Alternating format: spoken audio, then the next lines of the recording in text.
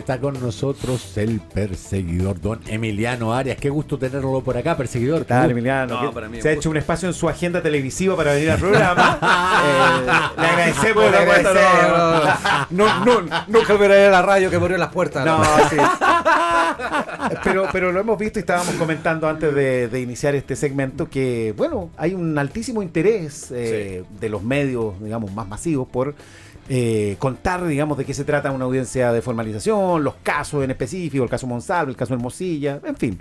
Y esto es una tónica, ¿no?, de programas matinales, donde lo hemos visto precisamente explicando estos casos, ¿no? ¿Cómo ha sido esa experiencia? Resulta súper interesante que la gente se interese en estos temas. Fíjate que igual antes había pasado un poco cuando el financiamiento ilegal de la política, cuando la gente empezó a entender conceptos tan áridos como delito de acción previa instancia particular, que necesita querella del servicio para que la fiscalía actúe. Claro. Entonces, claro, desde ahí, esos conceptos introducirlos. Ahora uno aprovecha de introducir otros, por ejemplo, que en prisión preventiva, ¿qué significa que una persona quede en prisión preventiva? No significa que esté condenado, cuál es el estándar necesario para una persona que esté en prisión preventiva, ¿cierto? Entonces tú empiezas a involucrar todos estos conceptos en espacios de opinión que los ve todo Chile. Entonces es una excelente oportunidad, digamos, y claro, y la verdad que para mí es un honor. Oiga, vamos al caso Monsalve. Sí. Yo tenía una duda. Si el señor Monsalve queda en prisión preventiva, ¿dónde cumple esta medida cautelar? Digo, a ver, el tema de la prisión para una persona como Monsalve no es un asunto menor, puesto que él, bueno, mandó a la cárcel a muchas personas. Por cierto. No puede estar en cualquier recinto. Esto es una cuestión que hay que mirar con mucho cuidado, ¿no? A ver, hay un vacío en este caso, porque la ley no se puso desde que cuando se crea la ley, digamos, este nuevo sistema procesal, que fiscales y subsecretario del Interior y otras personas vayan a prisión preventiva, digamos. Porque cuando sí existe el fundamento de riesgo, se había establecido anteriormente. Lo que pasa con los policías. Cuando un policía cae en prisión preventiva, hemos visto general, el director de la PDI, todas estas personas, por el mismo fundamento, van a un lugar de detención especial. No es por un asunto de privilegio. Fíjate que Es por seguridad de las personas. Cuando uno observa que no hay igualdad ante la ley, tiene que ir a hacer que si es arbitraria o no. Si es arbitraria, no es posible aceptarla. Pero si hay un fundamento, por cierto que es posible aceptarla y es sano, porque en este caso se fundamentaría en la seguridad que debe tener esta persona, porque estar presos solamente significa estar privado de libertad. En consecuencia, estos casos, ¿cómo se soluciona? Se ha solucionado con una resolución judicial en que precisamente el juez, el que previo informe técnico de Gendarmería, debería determinar un lugar distinto para su reclusión. ¿Qué es lo que pasó, por ejemplo, con Valdivia, lo que pasa con el padre senador Macaya y otras personas? Bueno, en el caso de los delitos económicos está Capitán Javer. Bueno, ustedes saben mi posición, que es muy crítica, el sistema carcelario chileno, muy crítica. Claro. Pero en el caso de Monsalve, esto queda en manos de Gendarmería. Gendarmería debería, en definitiva, en este caso, fundándose en criterios técnicos de riesgo, determinar el lugar, si es que esta persona queda en prisión preventiva, determinar el lugar en que esto se cumple. La ley establece, eso sí,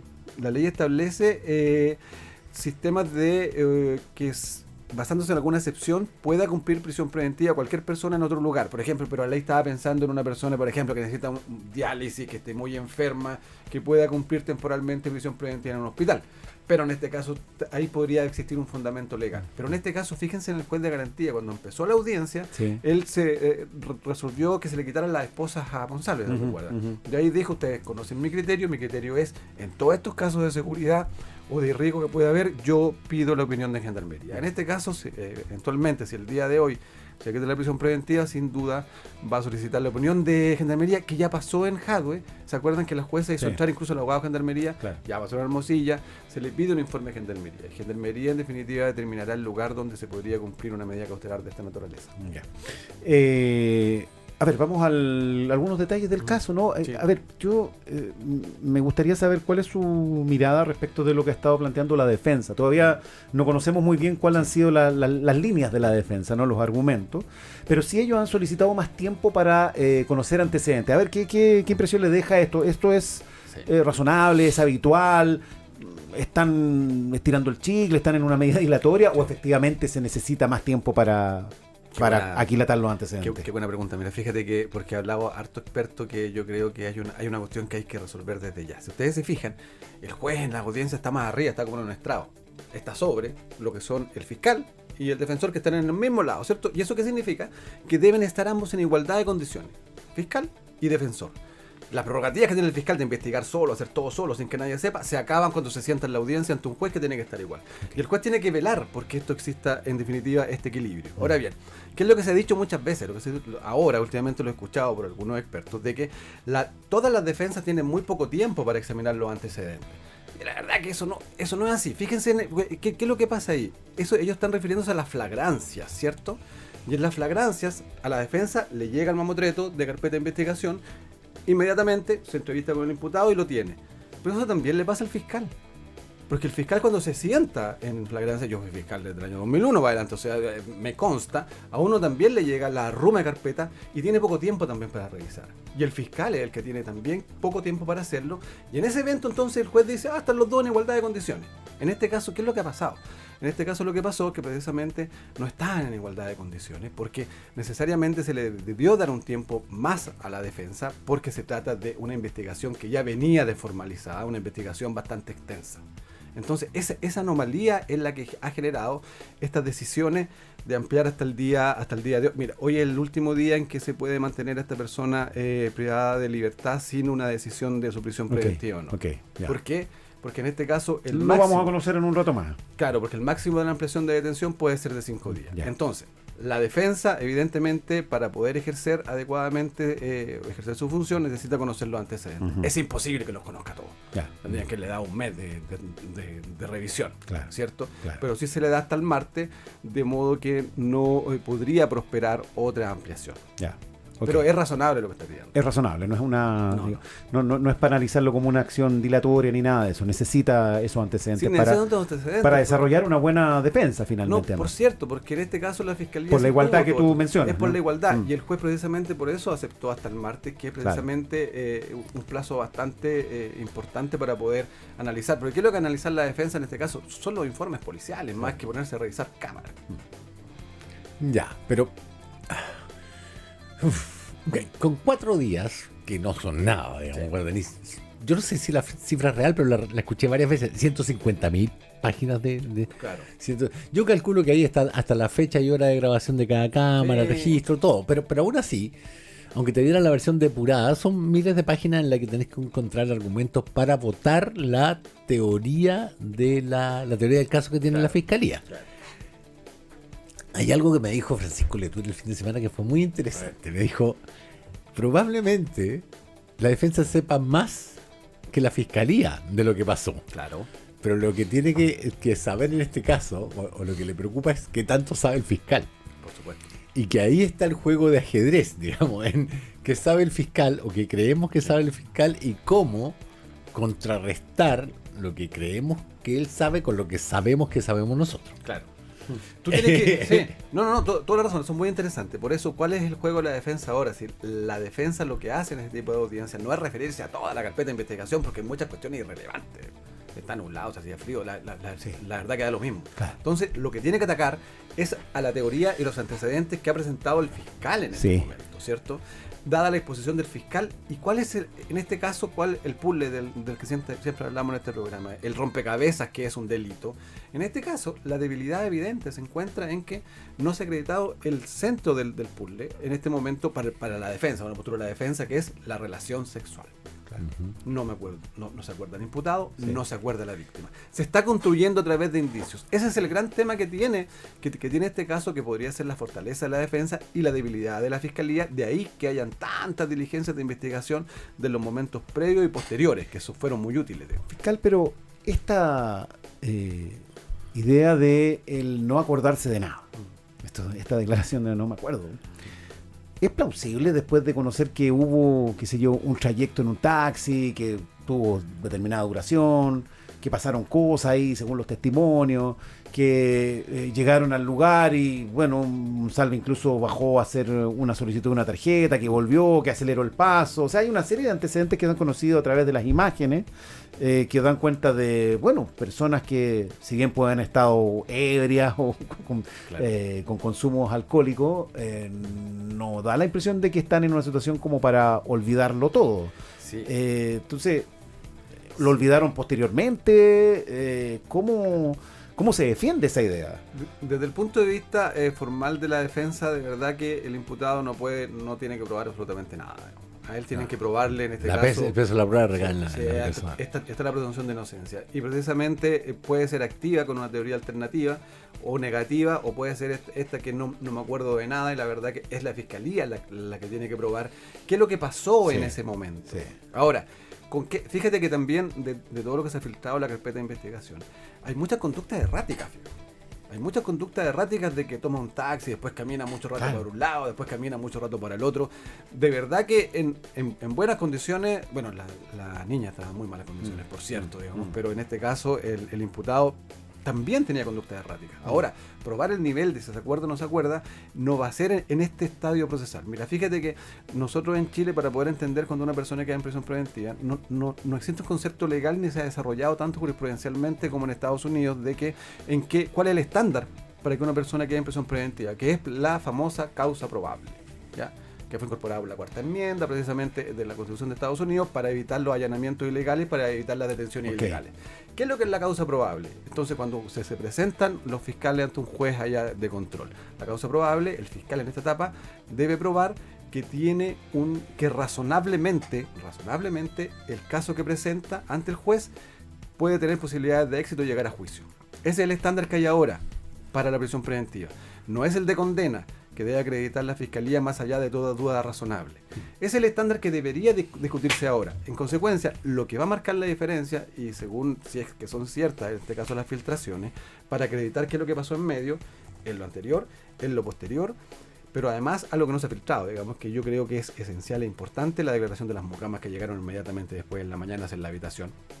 El momento, cómo se encontraba, si es que había vómito y sangre, y sin duda el resultado de las pruebas genéticas, que en este caso también entiendo que la víctima habría guardado cierta ropa interior donde se habría encontrado cierta prueba genética. Digamos. Pero si hay pruebas genéticas, nadie puede probar todavía que no fue consentida, porque ninguno de los dos se acuerda de nada. Sí, es que es el gran problema, Rafa, pero ahí ya estamos adelantando al estadio de dudas razonables, si te fijas. Porque en un momento determinado, claro, en duda razonable, en algo, bueno, está bien, su señoría, todo lo adelante es verdad, su señoría, todo lo después es verdad, este sujeto es un infiel, este sujeto es lo peor del mundo, es inmoral, pero ¿qué pasó ahí en ese momento? Pudo haber pasado esto, y un defensor le presenta 10 hipótesis, y eso puede ser duda razonable al final, pero... ¿Y alguien ha dicho, porque tampoco se ha filtrado, si en esa habitación había más alcohol? Mira, interesante. O sea, si llegaron ahí con 4 pisco sour cada uno, que se tomaron media botella más cada uno ahí adentro, y ya la cosa cambia absolutamente de cariz. Sí, y además por eso es tan importante, bueno, supongo, la declaración de las personas que fueron a hacer el aseo es realmente trascendente para ver que ellas son las primeras que vieron el sitio del suceso. No le van a ver un informe técnico, pero sí cómo se encontraba precisamente el lugar y el análisis de la prueba. Entonces, con esos antecedentes, el juez va a tener que decidir. ¿Hay causa probable acá? ¿El fiscal tiene un caso o no tiene un caso? Y de ahí podría decretar la prisión preventiva. Y teniendo presente que esto se va a resolver sí o sí en la Corte de Apelaciones. Porque esto va a ser apelado por cualquiera de los dos lados. Ajá, ya. ¿Y va a ser largo? A ver, el caso del delito de violación no conviene a la fiscalía que sea largo. Siempre la fiscalía es la más perjudicada en investigaciones largas, porque la prueba va decayendo. Pero en este caso existen otros delitos o cuestiones conexas que están dando vuelta, que son infracciones a la probidad o hechos de corrupción, que fundamentalmente la desviación en el uso de recursos públicos como policía para fines o intereses particulares, ¿ya? Ahora salía una hipótesis de también querían investigar los gastos reservados que estaba recibiendo, porque todos los pagos fueran efectivos. En efectivo, sí. Y los gastos reservados se pagan en efectivo. Es algo muy llamativo. Entonces, como siempre también hemos dicho en el programa, cada vez que un funcionario público lo que hace no cumple su función pensando en el bien común y en los intereses generales, sino que lo aplica a fines propios, hay un indicio de un delito, que puede ser en este caso de una malversación de caudales públicos a utilizar los recursos que tiene a su cargo. Ahora, Emiliano, el que no haya aparecido el tema de la posible obstrucción a la investigación, el uso de la ley de inteligencia, no significa que no pueda aparecer. No, para nada. Que pueda ser una... Pero en ese caso sería una nueva causa. ¿Cómo, no, en este caso ¿cómo entra esa posibilidad? A ver, el imputado tiene derecho a una única persecución penal, digamos, para poder defenderse una sola vez, o si no, puede estar investigando por todos lados y a cada rato, que no se acaba nunca. Entonces, precisamente en estos casos, debería agruparse, pero nada obsta a que con posterioridad pueda ser formalizado también por estos hechos. Que Si no es haya existe un aparecido delito. hasta ahora en esta formalización, ¿es indicio de algo? Puede ser indicio de que el fiscal se preocupó de apurar el delito más grave, Ya. o puede ser de que no haya agotado las investigaciones Ok. en esa área. Además que no son delitos tan claros. Por eso, Sí, no tenía se ha los hablado antecedentes mucho, como sí.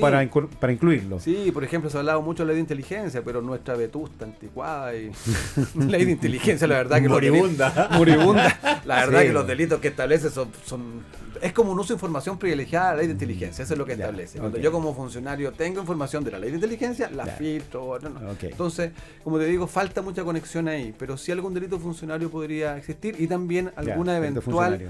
O sea, obstrucción el a la mal uso de investigación. recursos públicos finalmente, ¿no? Que tiene que ver con el gasto reservado, pero también con los, digamos, todos los aparatos que estaban a cargo de él, ¿no? Con todos los aparatos que estaban a su disposición y los desvió para uso Exacto. para fines particulares. Exacto. Y, pues, incluso se ha conocido de que para acercarse a la víctima, funcionarios que andaban como disfrazados de delivery, es lo Sí, que, es lo que he sí, podido sí, ver. exacto. Y si Ahora- tú te fijas, eso requiere, la ley de inteligencia, eso significa que se designó, nombró un agente encubierto revelador. Si los funcionarios, la autoridad por la ley de inteligencia pueden nombrarlo, pero Lo- no es chacota, se necesita un Lo que yo decreto, leí es que una razón, estaba un ahí fundamento. para comprobar que la denunciante estaba ahí. Yo no sé por qué deberían comprobar que la denunciante estaba ahí, la víctima. Es toda una desviación de las funciones propias que debía cumplir la policía, con conocimiento, con dolo, sin dolo por parte de ellos, que actuaban por órdenes o no, eso es lo que tiene que dilucidar la investigación. Y hoy debería conocerse la situación procesal de Bueno, Monsalve. yo- Bernal. Lo vamos les- a conocer. Les quiero dar los detalles. A las 18:43 seguía declarando la defensa. ¿Ya? Posterior a eso, receso de 15 minutos. Después venía la réplica de la Eso cuando fiscalía. empezamos el programa, más o menos. Sí. Después de eso venía la réplica de la fiscalía, que Ya. son 10 minutos. ¿Mm? La réplica de la querellante, que son 10 minutos. Y después la réplica de la defensa, que eran 25 minutos. Eso hacen 45 más el receso de una hora. De 15 minutos hacía una hora. Y el juez había pedido una hora para entregar la resolución. O sea que a las 7, 8, 9, por ahí por las 9 se va a estar sabiendo. Cuando esté empezando el partido de Chile con Venezuela, más o menos. Exactamente. O sea que si Chile hace un gol ante los 5 primeros minutos, nadie se va a enterar. Nadie de qué se va a pasó con enterar de qué González. pasó. Tú estás a cargo de prensa en Televisión, Rafa. Interrumpí el partido para dar la noticia, ¿no? Depende cómo vaya el resultado. Depende cómo vaya el resultado, exactamente. Ya. O sea, si Venezuela va ganando 1-0, obvio que está rojo. Emiliano Arias, un gusto tenerte acá cada No, semana. muchas gracias a gustazo, ustedes. Marcelo. Esperamos que esté viendo en televisión. ¿Eh? Oye, la gente aquí muy. Junto a Matías. Mucho saludo aquí en, muchas en la gracias. transmisión Una de dupla YouTube. con Matías. Muchas gracias. Una dupla con buena Matías, onda. claro. Muchas Sí, claro. sí, dos personajes televisivos que se dignan venir acá. gracias. Por favor. Son las 8:03.